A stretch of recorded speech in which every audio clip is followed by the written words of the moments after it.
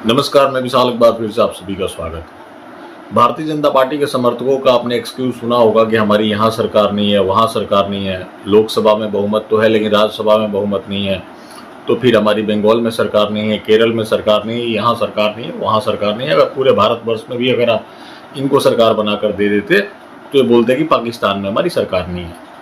उसके बाद ये अमेरिका चले जाते। अगर पूरे विश्व में भी इनकी सरकार बन जाती तो ये बोलते कि अंतरिक्ष में हमारी सरकार नहीं है। तो इनके पास हमेशा कुछ ना कुछ एक्सक्यूज़ होता है।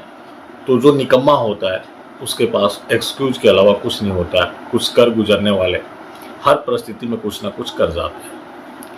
अब आप जो ऑपरेशन सिंदूर हुआ उससे पहले पहलगाम हुआ, और जिस तरह से विश्व गुरु ने घुटने टेके, जो कि घुटना टेकने का इनका इतिहास रहा है और जिम्मेदारी तो इन्होंने कभी ली नहीं, तो अब लेंगे ऐसा तो मैं नहीं मानता। लेकिन फिर भी इनके जो चाटुकार हैं वो डैमेज कंट्रोल मोड में लग चुके हैं। पूरी पीआर हायर की जा चुकी है।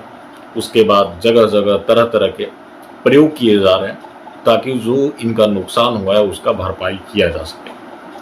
अब आप जानते हैं ज़ेलेंस्की को, जो कि लूटा पीटा आदमी, वो भी तन के अपने देश के लिए खड़ा हो गया। लेकिन नरेंद्र दामोदर दास जी अपने देश के लिए खड़े नहीं हो पाए। अब बात यह है कि जहां ज़रूरत पड़ती है ये खड़े होते ही नहीं। आप जानते हैं कि दो सर्वदलीय बैठक हुई।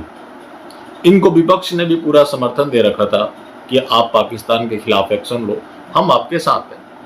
यहां तक कि असदुद्दीन ओवैसी, जो कि सबने देखा कि असदुद्दीन ओवैसी का अब तक क्या प्रतिक्रिया रही है, तो सभी ने जब मांग किया एक स्वर में कि आप पाकिस्तान के खिलाफ एक्शन लो, तो इनको पूरे 543 सांसदों का समर्थन प्राप्त था। इसके अलावा राज्यसभा के 250 राज्यों का आंकड़ा गिनेंगे तो बहुत बड़ा हो जाएगा जब विधायकों को भी आप काउंट कर लेते हैं। उसके बाद भी आप जानते हैं कि ट्रंप अंतर्राष्ट्रीय सरपंच बनकर उभरे।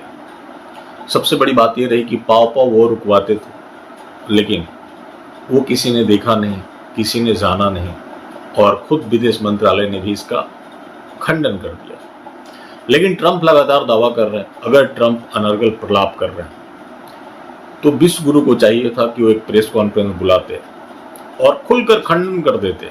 लेकिन इनका चुप रहना, सर्वदलीय बैठकों से अनुपस्थित रहना, आतंकवादियों का अब तक नहीं पकड़ा जाना, ये तो चलो आतंकी आ गए, लेकिन सवाल ये है कि वो गए कहाँ। इतनी बड़ी घटना हुई, उसके बाद जाहिर सी बात है कि पूरा रेड अलर्ट हो गया होगा, सारे अधिकारी चौकन्ना हो गए होंगे, चाहे वो सेना हो या फिर राज्य की पुलिस हो। आखिर वो कहाँ गए, क्यों नहीं अब तक पकड़े गए, इसका जवाब नहीं है। ट्रंप ने बोल दिया कि हमने बिजनेस का धौंस दिखाकर दोनों देश में सीज फायर कराया। तो आप देखिए ट्रंप ने कैसे मजाक उड़ाया। जो 26 लोग मारे गए थे उनका बदला अभी बाकी है, और उस चीज का बिजनेस से जोड़ देना, और ऐसा हुआ तो कितने शर्म की बात है कि हम व्यवसाय के लिए इतनी बड़ी समझौता कर सकते हैं जहां पूरा देश खड़ा था कि पाकिस्तान के खिलाफ एक्शन लो।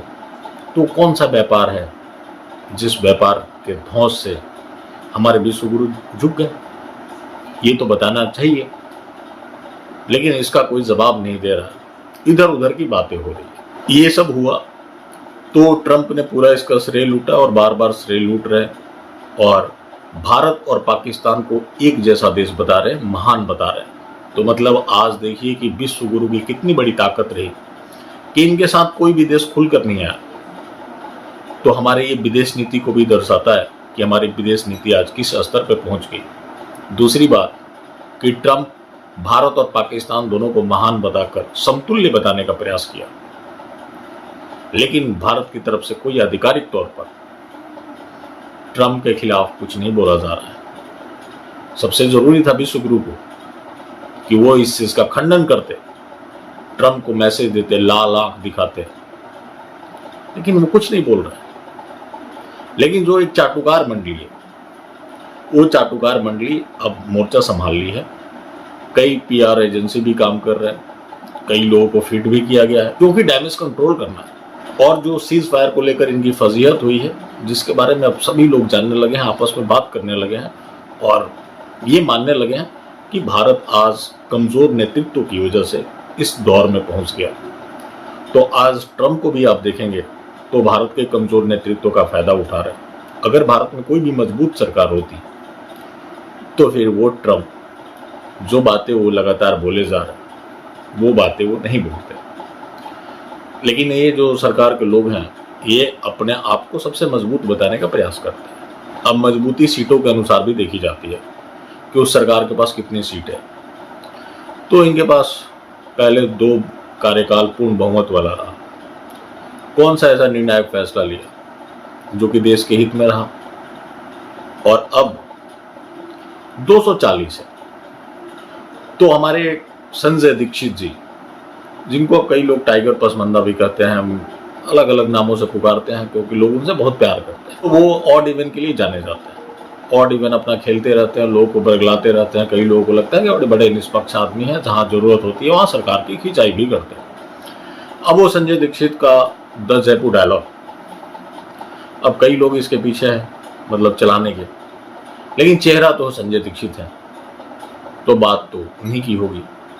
तो जयपुर डायलॉग से एक पोस्ट होता है, बड़ा मजेदार है, वो आपके सामने भी रखूंगा। Imagine if he had 400 seats. आप कल्पना करें कि उसके पास 400 सीटें होती। अब देखिए कि क्या क्या बदलाव होता। We will not tolerate nuclear blackmail. हम लोग न्यूक्लियर ब्लैकमेल को टॉलरेट नहीं करते। No talks except our terms. हमारे शर्तों के अलावा कोई बात नहीं होती। इसके अलावा I will talk with Pakistan one only PoK and terrorism. मैं पाकिस्तान से सिर्फ आतंकवाद और पीओके पर ही बात करूंगा। तो अगर इनके पास 400 सीटें होती तो। मैं संजय दीक्षित को अटल बिहारी वाजपेयी का कार्यकाल भी याद दिलाना चाहूंगा, जो कि 1999 में उनके पास 182 सीटें थी, यानी कि भारतीय जनता पार्टी की 182 सीट थी। 24 दलों के गठबंधन की सरकार चला रहे थे। उसके बाद भी अमेरिका के विरोध को अनदेखा करते हुए भी पोखरण परीक्षण हुआ, कारगिल हुआ, तो उन्होंने 182 पर कर दिखाया। लेकिन यहाँ पर इनके पास 240 सीटें हैं जो कि सिर्फ भारतीय जनता पार्टी की हैं। इसके अलावा नीतीश कुमार, चंद्रबाबू नायडू, बाकी अन्य दल भी हैं। और सबसे बड़ी बात क्या रही कि यहाँ पर पक्ष विपक्ष एक मत था कि पाकिस्तान के खिलाफ एक्शन लिया जाए, लेकिन नरेंद्र दामोदर दास जी ने सरेंडर करना बेहतर समझा। और ऐसे ऐसे पोस्ट डालकर आज भड़काए जा रहे हैं, लोगों को ग्लानि में डालने का प्रयास किया जा रहा है कि आपने अगर 400 सीटें दे दी होती तो ये सब चीज़ करते ही है। तो नरेंद्र मोदी क्या है ये सब आप लगातार जानते रहें। और जितने लोग आज भारत में समझदार हैं, जिनके पास ब्रेन है, वो समझ चुके हैं कि ये किस लायक है। अब वो लोग इनको गंभीरता से लेते नहीं है, लेकिन इनकी जो चाटुकार मंडली है वो बाज नहीं आ रही है और लगातार सही जो सवाल है उसका जवाब देने के बजाय तरह तरह के कुतर गढ़ने में लगे हुए, जो कि ये शर्मनाक है। और संजय दीक्षित ऐसी चीज़ों से बाज आने वाले नहीं हैं। ये लगातार अपने पाव पाव के लिए अलग अलग तरीके से बैटिंग करते होते हैं और ऑड इवन का खेल तो पुराना है, खेल लेते हैं। तो चले अभी के लिए बस यहीं तक, बाकी फिर मिलते हैं। धन्यवाद।